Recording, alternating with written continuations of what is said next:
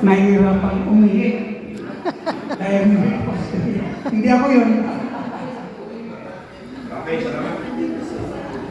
Pero tignan nyo, yung Dita, kasi yung gagaling pa rin.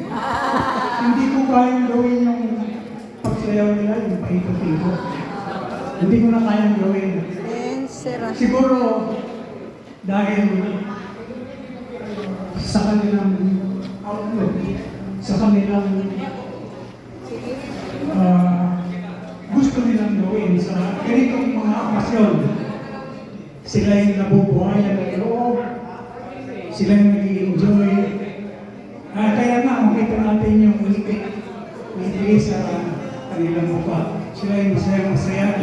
Nanalo ng kunti amount, hindi yung amount ang kasaya kung hindi yung okasyon na nagsama-sama tayo.